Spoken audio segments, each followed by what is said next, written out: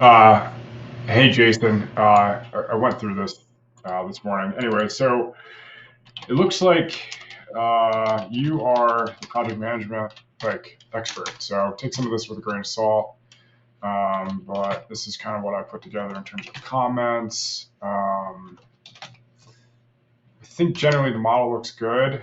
I think you're kind of low on a few things, but just kind of quickly going through this. So anything yellow are my comments. I added another tab just to do another verification here. Um, I had to fix the returns tab here. This wasn't calculating correctly. I think here in the formula, I had it like this. And so when you have an extra space in a calculation like that, it blows up the model. So you can either eliminate that space or you can just put a zero and then things will calculate. So that was happening in this row and this row. But overall, I mean, when I fixed that and kind of re-engineered some things, I mean, you're looking at 22% IRR, which isn't bad. If I look at the original, so just so you know, the original here, as soon as I opened it, and I think the returns look. I'm not sure. Like it looks fine here on the one that you sent me. Like this looks pretty good. But then when I hit enable editing, everything blows up. So maybe it might be just how my Excel is treats spaces, but I mean generally the correct way to do it would be to make sure those aren't in there. See how you have all the spaces right here? That's you gotta eliminate that. Anyways, so back to the model that I played around with. I didn't go into comps, but generally, I think if you're moving the needle 9% on $12,000 in per unit renovation costs, it seems like a very low return. $73 rent increase per month. It's going to take you 13 years to recoup that. You could do it, on $3,500 in improvements, kind of like how the OM stated. That would take you 4.5. That makes a lot more sense. Again, I think you are the property management expert, but to me, the $12,000 seems like a big lift. I think I would have a different business plan on this one. I'd probably put more into the exterior of the house or of the apartment building and the common areas than I would on a per unit basis. I think your flooring is low. I mean, even if you get flooring at $2, you're going to be at $1.50 for install. So that's 3.5 plus you have some taxes on that. Hopefully you don't have to do paint. Maybe you can eliminate this. Appliances probably seem okay.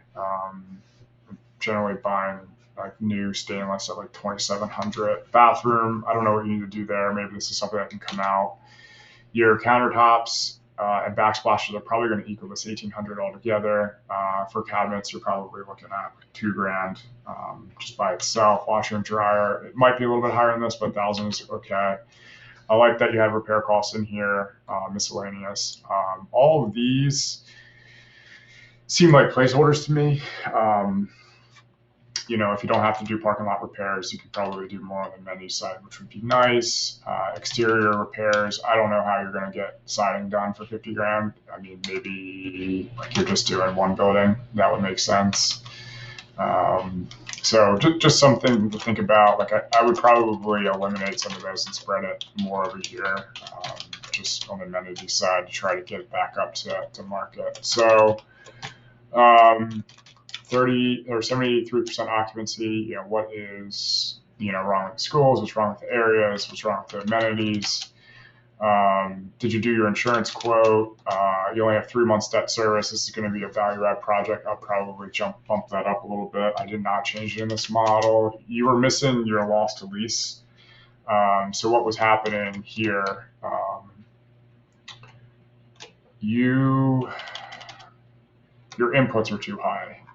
So you had net income of 1.2 and it's really 1.1 on the T12. So, I added loss to lease and adjusted the economic vacancy. I think the economic vacancy actually turns out to be a little bit lower than what you had in there. So it's probably like 22% because you have concessions and loss to lease.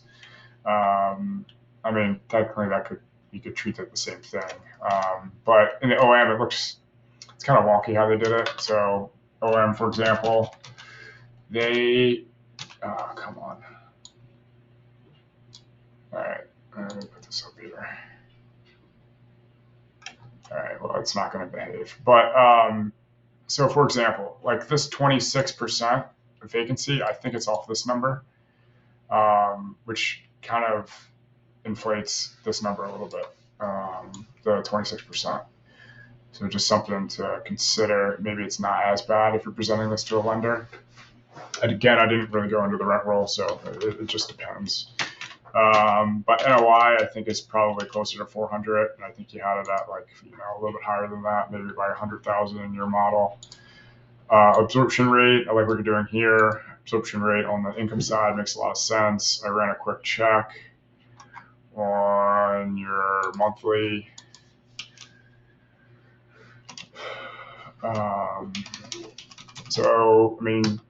Your vacancy is declining on a per month basis, 756. Your income is going up by 478. I think this kind of coincides with what you're trying to do on the absorption side. It's a little bit lower, but it's all in the same neighborhood, so I don't think you have any errors there. Okay, back to my comments.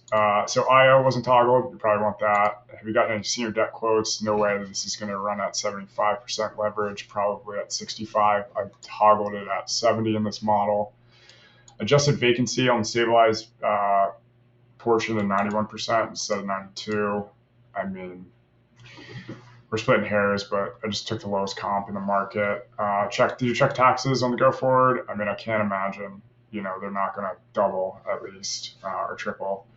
And I think you might have had them doubling here, but if you buy it for 8 and it's appraised at 3, then it's going to go up more than that. So, and I'm not sure what OKC taxes are. Your other income looks good.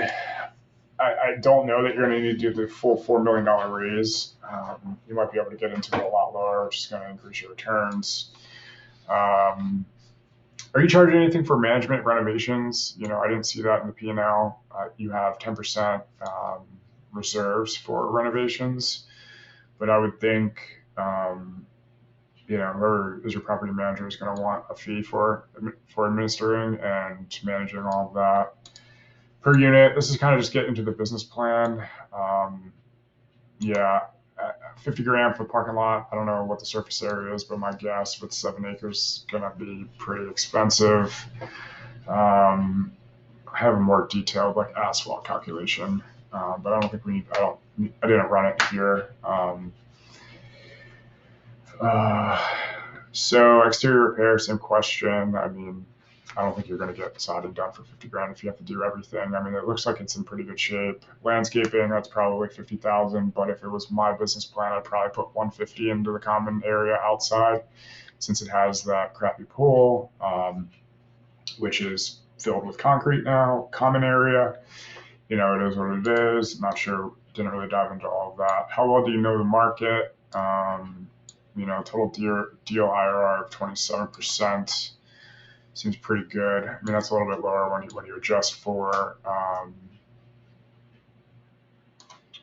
It's a little bit lower when you adjust for your asset manager fee. And I think you're probably going to also want to put. I'm not sure if it was in here or not, but refinance cost. I'd probably put a fee in here. Capital transaction fee to manager. So I would maybe, looking at this, I'd probably run this off of, to get you some more cash, I'd probably run this off of what is returned on the gross proceeds here. But if you're not getting anything, it doesn't make any sense. I would probably decrease this number to get yourself paid. I mean, you're going to need to get paid in the finance unless you already have it here. So anything that you probably need to look at is an orange. So I just broke my rule. Oops.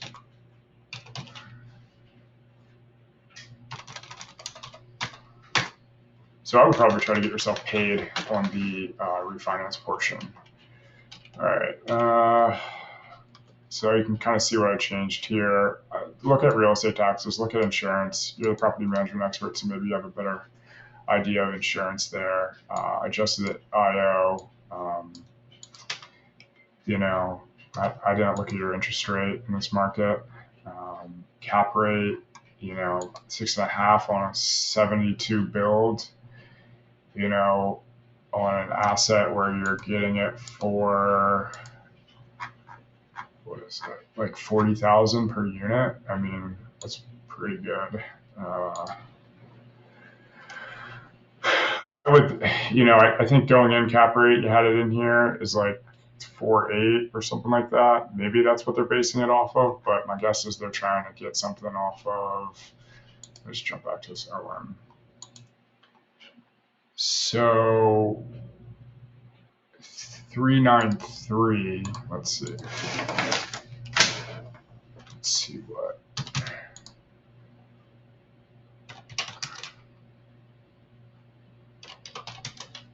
Yeah, I mean, at that purchase price, you got to be at 4.8 cap to give them 8. I think you have plenty of room there. All this seems great. I don't know that you need to change anything. I mean, you're going to be at something way less than 6.5% on exit. But I wouldn't change it.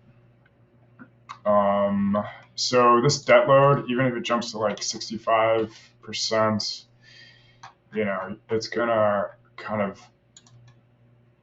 bump your raise up to 4.3. I think we have a way of kind of bridging that with like another form of debt, which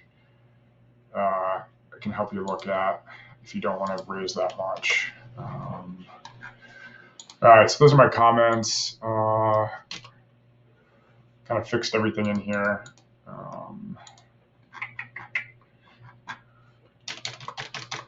I didn't play around with this tab. Exit strategy, all this seems to make sense. Stabilized, this made sense. I fixed this for you. Your first mortgage, seller refi, refinance mortgage. Maybe you want to jack this up a little bit on the refi rate. I mean, it is stabilized. I mean, but I don't know. Let's go to your first. So this input, you might want to change it. I mean, you might be at 8% here. It's gonna kill you, right? That difference is like $200,000, right? So if you're at a $200,000 difference, they're probably going to want like almost a full year of prepaid interest, which is also going to hurt. So, I mean, again, I think it's going to be crucial to kind of figure out how else you can kind of bridge this debt, lowering the overall down payment. There's some ways to do that. All right, so I'm just going to leave this at 7. I think that's probably fair. All right, you can message me back or whatever, but I mean, generally good deal. If you get it for $8 million, I would put in some capital, and we'd like to be a part of your GP, depending on the market, obviously. How good is this? What's up with the schools? What's up with this area? Whatever the stigma is on it, and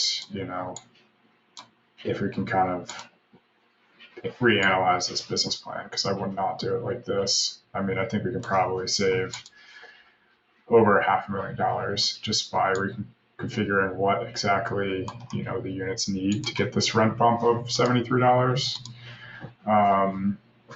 The tough thing is like all these comps, they're kind of right at the same price or rent per square foot of like 110. So it's like, how much higher can you actually go?